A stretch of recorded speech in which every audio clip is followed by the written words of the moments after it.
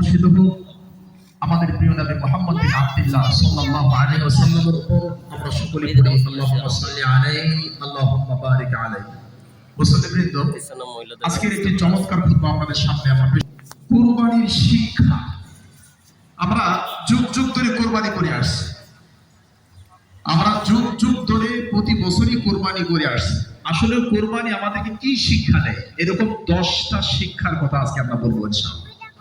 আমার মনে হয় এই 10টা শিক্ষার একটাও যদি আমরা আমাদের জীবনে বাস্তবায়ন করতে পারি, ইনশাআল্লাহ আমাদের জীবনটা পরিবর্তন হয়ে যাবে। এজন্য কুরবানির 10টা শিক্ষা অত্যন্ত গুরুত্বপূর্ণ। আপনারা মনে রাখবেন, মুখস্থ রাখবেন, আমল করবেন। আল্লাহ আমাকে সহ সকলকে সেই তৌফিক দান করুন, আমিন। 1 নম্বর শিক্ষা আমার প্রিয় ভাই, কুরবানির সবচেয়ে গুরুত্বপূর্ণ শিক্ষা হলো আল্লাহ রাব্বুল আলামিনের যত বিধান আছে সকল বিধানের প্রতি আনুগত্য স্বীকার করা।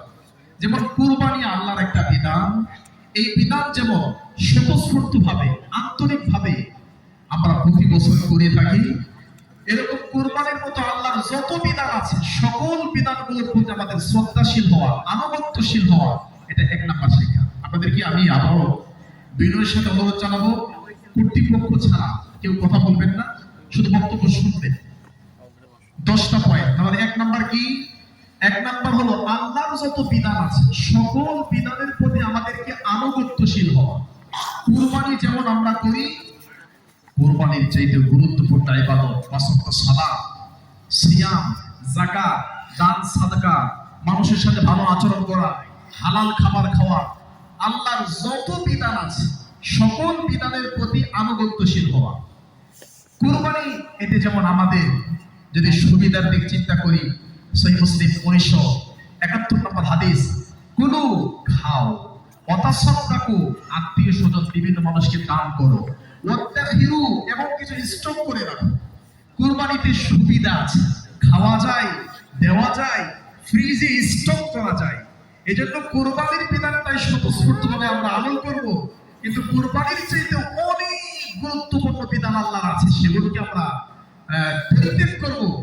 এই চিন্তা ভাবনা থেকে যদি আমরা বেরিয়ে আসতে পারি, এটা কুরবানির 1 নম্বর শিক্ষা। 1 নম্বর শিক্ষা কি?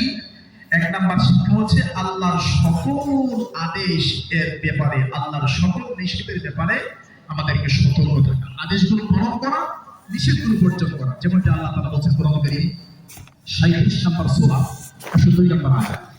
আল্লাহ বলেছেন, ইব্রাহিম আলাইহিস সালাম তার সন্তানকে বললেন, ইয়া বুনাইয়া ইন্নী আরা ফিল মানাম, হে আমার ছেলে, কলিজার টুকরা সন্তান ইসমাঈল, আমি দেখতে পাচ্ছি স্বপ্নে, আন্নী আযবাহুকা ফানজুর মাযা তারা, আমি তোমাকে জবাই করছি। এটা আল্লাহর বিধান। আব্বু, তুমি কি মনে করছো? এই যে আল্লাহর বিধান কুরবানি, এটার প্রতি যখন আমরা আনুগত্যশীল, সকল বিধানের প্রতি যদি আনুগত্যশীল হতে পারি, আল্লাহ সেই তৌফিক দান করবে। এটা 1 নম্বর শিক্ষা। 2 নম্বর শিক্ষা, আত্মত্যাগ। কুরবানি মানে কি? কুরবানি মানে স্যাক্রিফাইস করা, আত্মত্যাগ করা, নিজের উপর অন্যকে প্রাধান্য দেওয়া। সাহাবায়ে কেরাম এত মর্যাদাশীল কেন জানেন? অনেক কারণ। তার মধ্যে অন্যতম একটা কারণ হলো সাহাবায়ে কেরাম তাদের জীবনে যেই পরিমাণ কুরবানি করেছে, এটা আমাদের দেশীয় কুরবানি আমরা যেটা করি আল্লাহর বিধান, ওরকম কুরবানি না। খাও, ফ্রিজে ভরো, আত্মীয়কে দাও, এই কুরবানি শুধু নয়, সকল ক্ষেত্রে সাহাবায়ে কেরাম যে কুরবানি করেছে, আত্মত্যাগ করেছে, স্যাক্রিফাইস করেছে। এই জন্য আল্লাহ সাহাবাদের মর্যাদা বাড়িয়ে দিয়েছেন। যেমনটি আল্লাহ বলেন 28 নম্বর পারা 5 নম্বর পৃষ্ঠা 14 নম্বর লাইন সূরা হাশর, وَيُؤْثِرُونَ عَلَى أَنفُسِهِمْ وَلَوْ كَانَ بِهِمْ خَصَاصَةٌ। সাহাবায়ে কেরাম নিজের উপর অন্যকে প্রাধান্য দিত, অথচ তাদের নিজের পেটের মধ্যে ক্ষুধা আছে। আল্লাহু আকবার। আমার ভাই, 2 নম্বর শিক্ষা হচ্ছে পছন্দের জিনিস, উত্তম জিনিস আল্লাহর পথে দান করা, আত্মত্যাগ করা, যেটা 3 নম্বর সূরা 99 নম্বর আয়াতে আল্লাহ বলেছেন, لن تنالوا البر حتى تنفقوا مما تحبون। পৃথিবীর মানুষ যতক্ষণ পর্যন্ত পছন্দের জিনিস আল্লাহর পথে ব্যয় না করবা, ততক্ষণ পর্যন্ত তোমরা কল্যাণ অর্জন করতে পারবা না। তার মানে পছন্দের জিনিস শুধু নিজের জন্য নয়, অন্যের জন্য দিয়ে দিতে হবে। এটাই হলো আল্লাহর বিধান। এই জন্য আবু দাউদের 2802 নম্বর হাদিস, 4টা দোষ যদি আপনার প্রাণীর মধ্যে থাকে সেই প্রাণী দিয়ে কোরবানি হবে না। যদি 4টা দোষের একটাও থাকে আপনার পশুর মধ্যে, যেটা একটু পরে জবাই করবেন, কোরবানি হবে না, হবেই না। এক, আল আওরাউল বাইয়িন আওরাহা, একদম ল্যাংড়া, হাঁটতে পারে না, পা ভাঙ্গা। 2, ওয়াল আরজাউল বাইয়িন জামউহা, একদম শরীরে কিছুই নাই, উঠতে পারে না, দাঁড়াইতে পারে না। 3, মারিদাতুল বাইয়িন মারদুহা, একদম প্রচন্ড অসুস্থ, দেখতেই মনে হচ্ছে অসুস্থ, জ্বর বা অন্য কোনো অসুস্থ। এরকম 4টা। লাস্টেরটা হলো ওয়াল কাসিরুল্লাযী লা তানকি, শরীরে কোনো চর্বি নাই, হাড়টি বের হয়ে গেছে, মানে দেখতে একে সুন্দর লাগে না। আমরা যেমন যে 3টা ছেলের মধ্যে যে ছেলেটা দেখতে তেমন সুন্দর না, এত স্মার্ট না, ডান বাম বুঝে না, ওকে যেমন লিল্লা বডি দিয়ে দিই, এরকম এই গরু হাড়টি নাই, চর্বি নাই, চলতে পারে না, ঘুরতে পারে না, একেও যদি লিল্লাহি কুরবানি দিয়ে দেয়, এটা আমাদের মাইন্ডসেট, এটা আমাদের আন্তরিক অন্তরের রূপ, এটা মানসিক সমস্যা। আল্লাহ আমাদের সকলকে উত্তম জিনিস আল্লাহর পথে ব্যয় করার, আত্মত্যাগ করার তৌফিক দান করুন। 2 নম্বর শিক্ষা। 3 নম্বর শিক্ষা আমার ভাই, তাকওয়া, আল্লাহর ভয়। আল্লাহর ভয়, তাকওয়া, এটা কুরবানি আমাদেরকে শিক্ষা দেয়। চমৎকার একটি পয়েন্ট। আল্লাহ বলছেন 22 নম্বর সূরা 36 নম্বর আয়াত, 37 নম্বর আয়াত, লা ইয়ানালাল্লাহা লুহুমুহা ওয়ালা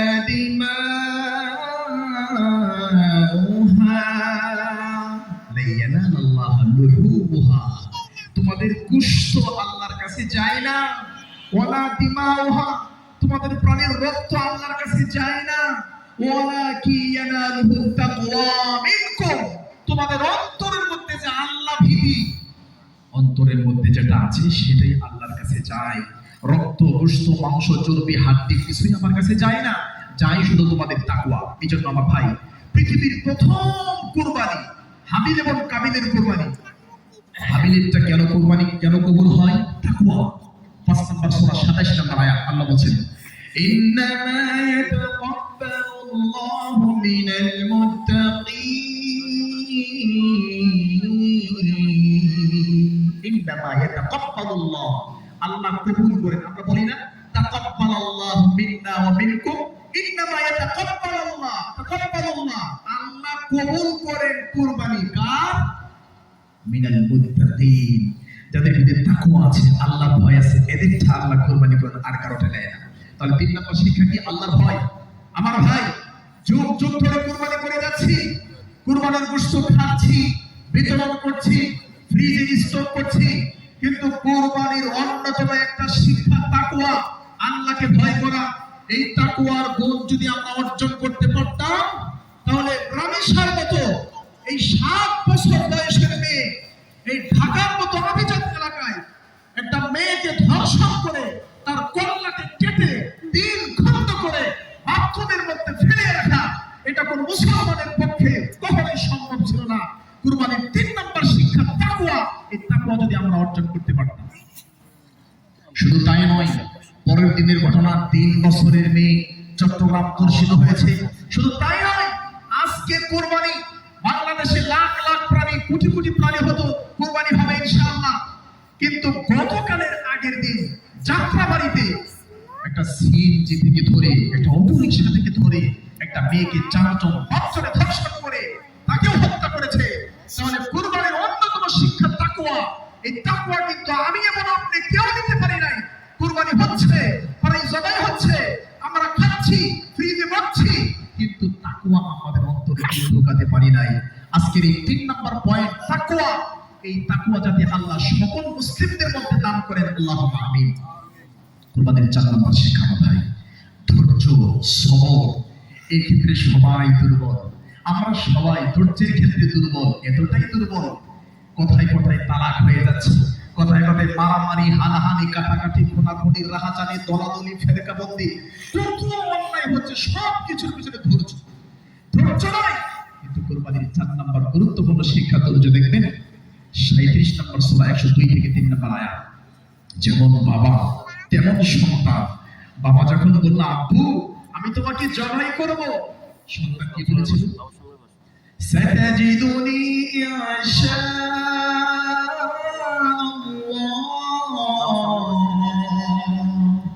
মিনাস সাবিরিন।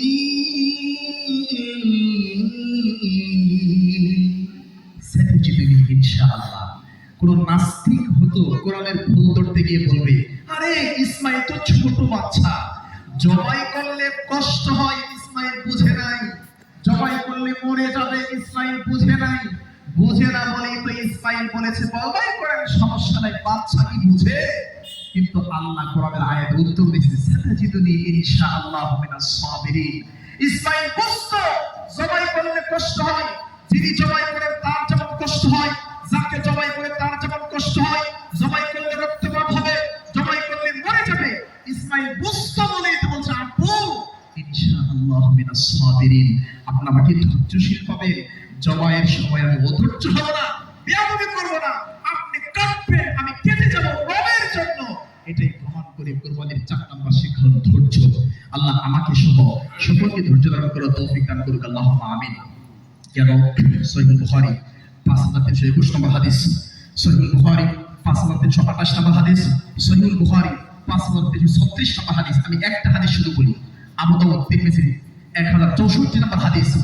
ধৈর্যের ফলাফল, মান কাতালাহু বাতনুহু লাম ইউআযাব ফি কবরিহি। যেই রোগে, যেই ব্যক্তি পেটের রোগে আক্রান্ত হয়ে মারা গেছে, গ্যাস্ট্রিক, আলসার অথবা পেটের ব্যথা, পেটের রোগে আক্রান্ত হয়ে যে ধৈর্য ধারণ করে মারা গেছে, লাম ইউআযাব ফি কবরিহি, তার কবর আযাব নাই। সুবহানাল্লাহ। সহিহ বুখারী 5328 নম্বর হাদিস। আল্লাহ বলেন, এই যে ইবনে আব্বাস বলছে এই মহিলাটা জান্নাতি। বলছে কেন জান্নাতি? বলছে এই মহিলার প্যারালাইসিস হয়ে গেছে। এই মহিলা নবীর কাছে এসে আল্লাহ নবী একটু দোয়া করেন।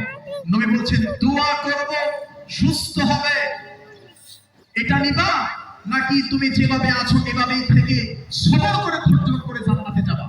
বলছে আল্লাহ নবী আসদিন আমি সবর করব, ধৈর্য ধারণ করব, আমি জান্নাত চাই, তবে আমার জন্য একটু দোয়া করে দেন যাতে আমার কাপড়টা খুলে না যায়, বাচ্চাদের সামনে কাপড় খুলে যায়। ফাতাআলাহা, আল্লাহ তার জন্য দোয়া করে দিলেন। সুবহানাল্লাহ। এলো ধৈর্য। তাহলে 4 নাম্বার শিক্ষা কি? ধৈর্য ধারণ করা। আমাদের কষ্ট হচ্ছে। 5 নাম্বার শিক্ষা আমার ভাই, সকল ক্ষেত্রে আল্লাহর ভালোবাসাকে প্রাধান্য দেওয়া। এটা আপনারা পেয়ে যাবেন 9 নাম্বার সূরা 10 নাম্বার পারা 9 নাম্বার লাইন 24 থেকে 25 নাম্বার আয়াত, লম্বা একটা আয়াত। এখানে আল্লাহ বলছে আল্লাহ এবং তার রাসূলের ভালোবাসা সবার উপরে থাকা। যেমন আপনার হাতে টাকা নাই, আপনার ঘরের মধ্যে খাবার নেই, কিছুদিন আগে মেয়ে বিবাহ দিয়েছেন, এখন গরু দিয়ে কুরবানি না দিলে মেয়ের মুখখান ছোট হবে, মেয়ের বাবার বা মেয়ের জামাই বাড়িতে বুঝতে যাবে না, মেয়ের শাশুড়ি কথা বলবে, মেয়ের শ্বশুর কথা বলবে, আমার মেয়ের মন ছোট হবে, আমার মেয়ের মাথা নিচু হবে। হয় কি করে? ঋণ কর্য করে হোক, ধার করে হোক, না হলে সুদে হোক, যেভাবেই হোক কুরবানি দিতে হবে। তার মানে আপনি আল্লাহ এবং তার রাসূলকে ভালোবাসেন নাই। আল্লাহ এবং তার রাসূলের ভালোবাসা প্রাধান্য দেওয়া, এটা 5 নম্বর শিক্ষা। 6 নম্বর শিক্ষা আমার ভাই, ফকির মিসকিনদের প্রতি সহানুভূতিশীল হওয়া। বিশ্বাস করেন আমার ভাই, গত 1 মাস আগে একটা মাহফিলে গিয়েছিলাম খুলনা, 0 পয়েন্ট থেকে জায়গার নাম ডাকু কানাবনি, একদম সুন্দরবনের সাথে লাগানো। সেখানে মানুষের যে ভাষ্য, তাদের বক্তব্য হলো যে সাহেব এটা বাংলাদেশের শেষ গ্রাম, অথবা বলতে পারেন পৃথিবীর শেষ জায়গা। বললাম কেন? বলছে এরপরে আর স্থলভাগ নাই, সব জলভাগ, এখান থেকে বঙ্গোপসাগর শুরু, আমাদের গ্রামটাই শেষ। আমি যে তথ্যটা আপনাকে দিতে যাচ্ছি, তারা আমাকে বললো সাহেব আমরা কুরবানির ঈদ ছাড়া কখনো গরুর গোশত চোখে দেখি না। চিন্তা করেন, কুরবানির ঈদ ছাড়া গরুর গোশত আমাদের চোখে দেখার সুযোগ হয় না। তাহলে চিন্তা করেন, এই কুরবানির ঈদে 6 নাম্বার শিক্ষা হলো ফকির, মিসকিন, অসহায়, দরিদ্র এদের প্রতি আমাদেরকে সহানুভূতিশীল হওয়া। 22 নাম্বার সূরা 28 নাম্বার আয়াত এবং 22 নাম্বার সূরা 36 নাম্বার আয়াত আল্লাহ বলছেন فَكُلُوا مِنْهَا وَأَطْعِمُوا الْبَائِسَ الْفَقِيرَ। فَكُلُوا مِنْهَا, তোমরা নিজেরা খাও, وَأَطْعِمُوا الْبَائِسَ, বাইস মানে অসহায়কে খাওয়াও, ওয়াল ফকির এবং ফকিরকে খাওয়াও। সুবহানাল্লাহ। এবং সহিহ মুসলিম 1971 নম্বর হাদিস যেটা বললাম, নিজে খাও, মানুষকে খাওয়াও, ওয়াত্তাখিরু, এমন কিছু জমা করে রাখতে পারো। আগে এই নিয়মটা ছিল না। 7 নাম্বার শিক্ষা, বেশি বেশি আল্লাহর শুকরিয়া আদায় করা। কেন আদায় করবেন না? আপনি এখান থেকে সালাত পড়ে যখন বের হবেন, ডানে বামে দেখবেন আল্লাহর বান্দা, তারা আপনার ভাই, তারা আপনার বোন। আজকে ঈদের দিন তারা আপনার দিকে হাত পেতে বসে আছে। ঈদের দিন আছে, আপনি কিন্তু সে আল্লাহর বান্দা। আল্লাহ আপনাকে তৌফিক দিয়েছেন, সুস্থ রেখেছেন, কুরবানি করবেন, বাচ্চা কাচ্চা নিয়ে আপনি এখানে এসেছেন। কিন্তু বের হয়ে আপনার মতো আল্লাহর অসংখ্য বান্দাকে দেখবেন হাত পেতে বসে আছে। এই যে বিশাল নিয়ামত, আল্লাহ আপনাকে হাত পাতার সুযোগ করেন নাই, সেই ব্যবস্থা করেন নাই, বরং দেওয়ার তৌফিক দিয়েছেন। এই জন্য 7 নাম্বার শিক্ষা হচ্ছে বেশি করে শুকরিয়া আদায় করা। আলহামদুলিল্লাহ। দলিল 22 নাম্বার সূরা 36 নাম্বার আয়াত, আল্লাহ বলছেন কাযালিকা সাখখারনাহা লাকুম লাআল্লাকুম তাশকুরুন। এই চতুষ্প প্রাণীগুলোকে আমি আল্লাহ ধৈর্য দিয়েছি। কেন? তোমরা জবাই করবে, লাআল্লাকুম তাশকুরুন, যাতে তোমরা জবাই করার পরে আমি আল্লাহর শুকরিয়া করতে পারো। সুবহানাল্লাহ, আল্লাহু আকবার। দেখেন, একটা গরু নরমালি আমরা জবাই করতে ভয় পাই, কিন্তু ঈদের দিন লাখ লাখ প্রাণী জবাই হচ্ছে। যিনি জবাই জীবনেও করে নাই, তিনিও জবাই করতে পারে। এটা আল্লাহর দয়া। আল্লাহু আকবার। আল্লাহ আমাদেরকে এই শুকরিয়া আদায় করার তৌফিক দান করুন। আল্লাহুম্মা আমিন। 8 নাম্বার শিক্ষা, ভ্রাতৃত্ববোধ, বন্ধুত্ববোধ, হৃদ্যতার বন্ধনকে আরো এটা সুদৃঢ় করো। এটা 8 নাম্বার শিক্ষা। কেন? 9 নাম্বার সূরা 71 নাম্বার আয়াত, আল্লাহ বলছেন والمؤمنون والمؤمنات بعضهم أولياء بعض। মুমিন পুরুষ এবং মুমিন নারী একজন আরেকজনের বন্ধু। সুবহানাল্লাহ। এবং সূরা হুজুরাত 10 নম্বর আয়াতে আল্লাহ বলছেন ইন্নামাল মুমিনুনা ইখওয়া, সকল মুমিনরা ভাই ভাই। এই কুরবানির ঈদে আমাদের এই ভ্রাতৃত্ববোধ, এই বন্ধুত্ববোধ, এই হৃদ্যতার বন্ধনকে আরো সুদৃঢ় করা যাবে কিভাবে? এক ভাই আরেক ভাইয়ের খোঁজ খবর নেওয়ার মাধ্যমে। কিন্তু আমাদের বিষয়টা এমন নয়। বিষয়টা শুধু কুরবানির ঈদের সাথে নয়, সব সময়, সারা জীবন, সব সময়। একজন মুসলিম যদি আমেরিকাতে, একজন মুসলিম যদি আফ্রিকার জঙ্গলেও নির্যাতিত হয়, নিপীড়িত হয়, আমি একজন মুসলিম হিসাবে কুরবানির শিক্ষা হচ্ছে ওই মুসলিমের কষ্টে, তার নির্যাতনে, তার নিপীড়নে আমাদের উচিত রবের কাছে দোয়া করা এবং অন্তর থেকে কষ্ট অনুভব করা, আল্লাহর কাছে দোয়া করা। সুতরাং 8 নাম্বার শিক্ষা, অন্ততপক্ষে ফিলিস্তিন, গাজা মুসলমানদের জন্য টাকা দিয়ে নয়, গোশত দিয়ে নয়, অন্য কিছু দিয়ে সাহায্য করতে পারছি না, কিন্তু অন্তরে কষ্ট নিয়ে রবের কাছে দোয়া করতে পারি। রব্বুল আলামিন কুরবানের 8 নাম্বার শিক্ষা, ভ্রাতৃত্ববোধ। আমি আমার ফিলিস্তিন, গাজা মুসলমান ভাইদেরকে ভালোবাসি, কিন্তু অনেক দূরে আছে, কিছুই করতে পারছি না। আর দোয়া ও সিলাহুল মুমিন, দোয়া মুমিনের অস্ত্র। এই অস্ত্রকে ব্যবহার করে দোয়ার কাছে দোয়া করছি। যুগ যুগ ধরে ফিলিস্তিন, গাজা এবং সিরিয়া সহকারে পৃথিবীর যে সমস্ত মুসলিম দেশে যারা নির্যাতন করে যাচ্ছে, আল্লাহ এদেরকে হেদায়েত দান করো, আমিন। হেদায়েত যদি ভাগ্য না থাকে, ফেরাউন, হামান, কারুন, আবু জাহেল, উতবা, শাইবা, রাবিয়া, মীর জাফর, হিটলার, এদেরকে যেমন পৃথিবী থেকে লাঞ্ছিত, বঞ্চিত, অপমানিত করে পৃথিবী থেকে বিদায় করেছ, পৃথিবীতে এখন নগদ যারা নমরুদ বেঁচে আছে, হেদায়েত ভাগ্যে না থাকলে আপনি দৃষ্টান্তমূলক শাস্তি দিয়ে পৃথিবী থেকে বিদায় করে দিন, আমিন। আমাদের দোয়া। 9 নাম্বার শিক্ষা, আমার ভাই, প্রতিবেশীদের খোঁজ খবর নেওয়া। সুবহানাল্লাহ। এটা কিন্তু হয় না। আপন 2 ভাই একই ফ্ল্যাটে থাকে, B1 B2, বের হলে কপালের সাথে কপাল লেগে যায়, গায়ের সাথে গা লেগে যায়, কিন্তু ভাই অসুস্থ হয়ে পড়ে আছে, কোনো খোঁজ খবর নাই, দেখতেও যায় না, খোঁজও নেয় না। কিন্তু আমেরিকাতে আছে তার বন্ধু, 3 ভাই, ওই 3 ভাইয়ের সাথে আরো সম্পর্ক আছে। B1 B2 একই ফ্ল্যাটে থাকে, আপন ভাই, তার কোনো খোঁজ খবর নাই। এই মন মানসিকতা আমাদেরকে বর্জন করতে হবে। আল্লাহ সেই তৌফিক দান করুন, আমিন। সহিহ বুখারী হাদিস নাম্বার 6014 এবং সহিহ মুসলিম হাদিস নাম্বার 2625 2626, রাসূল সাল্লাল্লাহু আলাইহি ওয়াসাল্লাম বলেছেন ইদা তারাখতা মারাকাতা, একটু ভালো তরকারি যদি রান্না করো, মাছের তরকারি অথবা গোশতের তরকারি, তোমার প্রতিবেশীকে 1 পিস মাছ অথবা 1 পিস গোশত দেওয়া সম্ভব নয়, আকসির মাহা, ওই তরকারির মধ্যে একটু বেশি করে ঝোল দেও, পানি দিয়ে দাও।